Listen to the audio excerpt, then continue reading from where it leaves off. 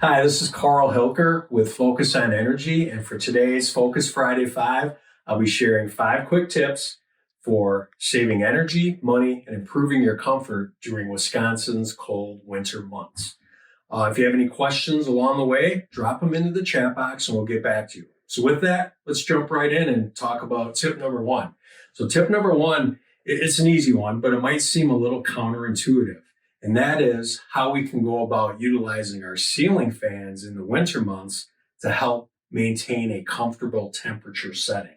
But the first thing we're going to want to do is check the direction of our fan blades. So in the winter months, we want to make sure that our fan blades are rotating in a clockwise direction and we're operating that fan on its lowest settings. What happens when those fan blades are operating or rotating clockwise, it draws up that cool air from the floor and it displaces the warm air that's typically near the ceiling. We're not actually changing the temperature in the room, it just feels that way. And this is really effective in rooms with high ceilings, where a lot of that warm air can accumulate above the actual living area. Just remember when you leave the room, turn off the fan, and then in the spring, you want to change the direction of the fan blades again and make sure they're running counterclockwise. All right, tip number 2 is super effective, and that is we want to take advantage of the warmth of the sun by opening up drapes and blinds on window coverings on windows that have a southern exposure.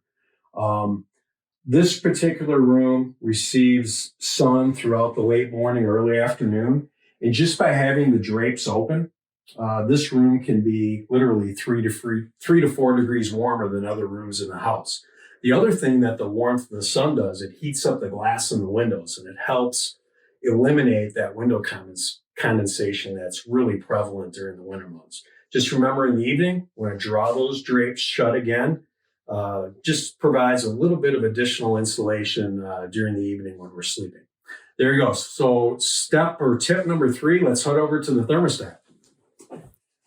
Okay, so according to Energy Star, approximately 50% of a home's annual energy consumption is associated with heating and cooling. And one way we can control that is by properly managing our thermostats. Programmable thermostats are great at this. You can set a specific temperature in accordance with your family schedule. So we can set back that thermostat when family members are typically not in the home. And smart thermostats are even more effective at this. Smart thermostats can actually learn your schedule, and some smart thermostats can determine if the home is unoccupied. And when it's unoccupied, it automatically drops back that thermostat setting for you. If you haven't upgraded to a smart thermostat already, doing so around the holiday months is a perfect time. A lot of the manufacturers offer sale pricing around the holidays, and you can stack a $50 Focus on Energy rebate on top of that holiday pricing for even greater savings. So let's take a look at our thermostat settings here to make sure that we are good to go for the upcoming winter months. So you can see that this thermostat is set at 70 degrees when family members are typically home, and then it drops down to 63 degrees during the evening when family members are typically sleeping. The other thing that this particular make and model number allows you to do, you can actually set a maintenance reminder on the thermostat. So I was looking at this the other day, and I actually have a HVAC maintenance reminder telling me that I have to change the furnace filter. So for tips 4 and 5, let's head down to the basement and check out the furnace. While we're on the way, just a quick note about some best practices for furnaces. It's a good idea to make sure that the area around your furnace is free from any clutter and especially any paint, cleaning supplies, or any other flammable liquids. It's just not a good idea to have flammable liquids near your water heater and furnace.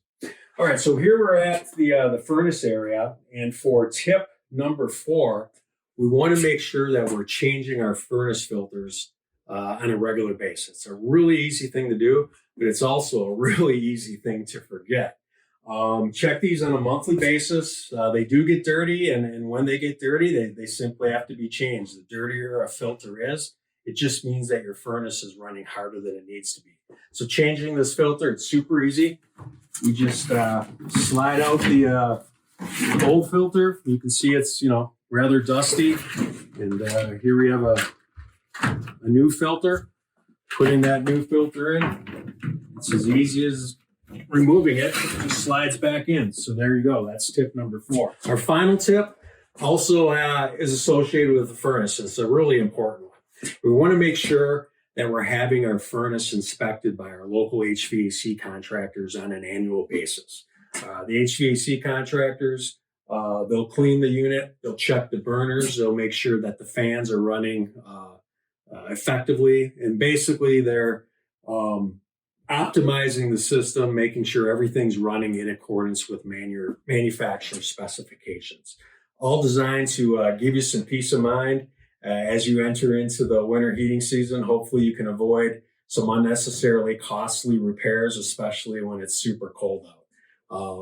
Great opportunity as you enter into the winter season just to get that checked out. So there you go. There's our 5 tips for the Focus 5. If you have a couple of additional minutes, go to the Focus on Energy website, focusonenergy.com, and check that out for even more information on energy savings tips and suggestions. Thanks a lot. Appreciate you joining today. Take care.